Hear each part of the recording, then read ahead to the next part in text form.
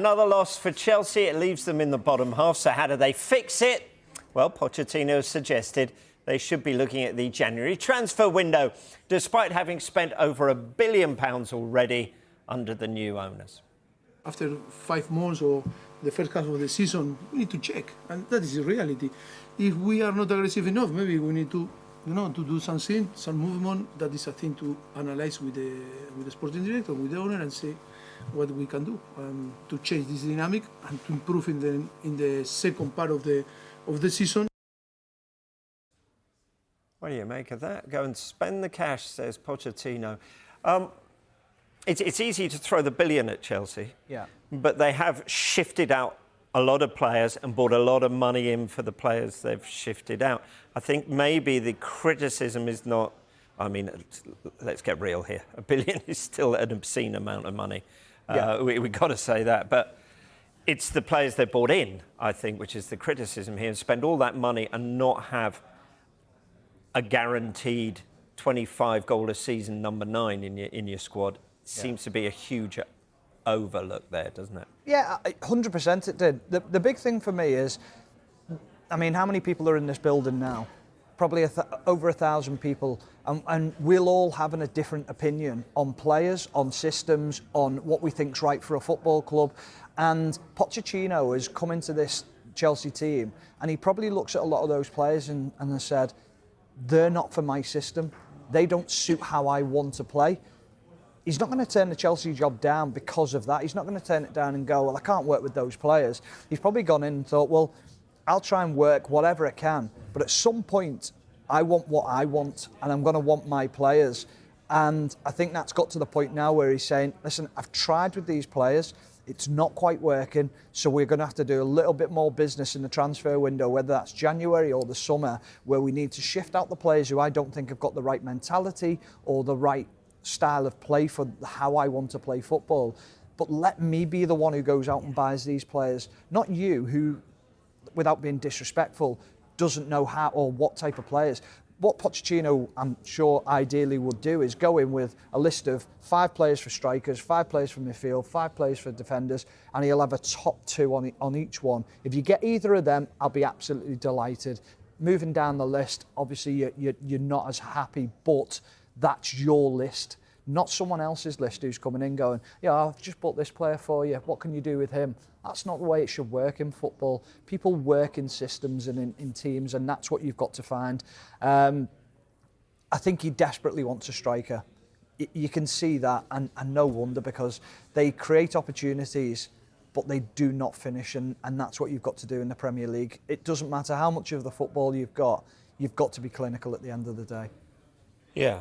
I mean, looking at just the stats from yesterday, 72.1% possession. They had 10 shots on goal, 6 of which were off target, 4 on target, to Everton's 7. Double the amount of corners, so the pressure was on there. You end up... That is Chelsea's season wrapped up there. The problem, they're talking about money spent, over 200 million on Caicedo and Enzo Fernandez in the centre of that midfield. We haven't thrown in Lavia onto that as well, who's been injured. Yet they wouldn't pay the money because they thought it was overinflated for Declan Rice. So that's where the head scratching, I think, amongst the Chelsea supporters is. You know what? We've paid all this money, and actually what we got is a downgrade on things we had there before. Yeah, well, I think when you looked at the game yesterday, the stats, like you say, how many times have we said that in the show, where we said Chelsea have had more of the ball, you know, they've had more attempts, they've had more corners, all of those, but then it's about being clinical in front of goal, it's about finishing chances, and we've said that time and time again, that's what Chelsea need to be better at. They also need to be better at not conceding. You know, there's been times where, you know, it's simple errors that they're getting it wrong. And I think when you look at Caicedo and Fernandez, I think we all know that they're quality players. Fernandez has won the World Cup. Caicedo, his time at Brighton, brilliant player, but we're just not quite seeing the best of them. And is that because Pochettino is trying to balance the the squad. I think it's all units aren't working effectively. So I think when you're chopping and changing, he's obviously trying to find his best team. You know, the defence isn't quite working, which is meaning the midfield probably isn't quite working, the forward line. So that is going to take time. He's only had one transfer window. So you think, like Stephen said, he needs to bring in the players that he wants and get rid of the players that he doesn't want, and find that right balance that's going to make them effective in all units. Yeah. The problem they've got, though, is to get over financial fair play. They've put these players on 8-10-year contracts. So shifting them out and trying to recoup some of that money is going to be more difficult, isn't it? Players are in the power position. Players hold all the cards, and that's the issue when you do make those deals. The players' agents will be rubbing their hands as soon as that contract goes on the table. Is that another side to why the players aren't performing?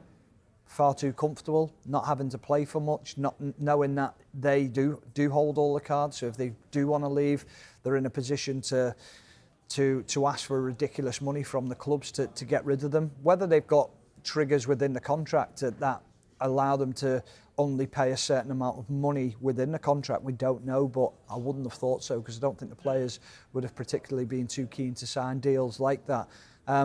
But it's not a great position for Chelsea, because the players that they shifted out in the summer weren't on those long-term contracts, whereas the players that are now, I mean, how many of those players on big contracts would he want to shift out? We just don't know, do we?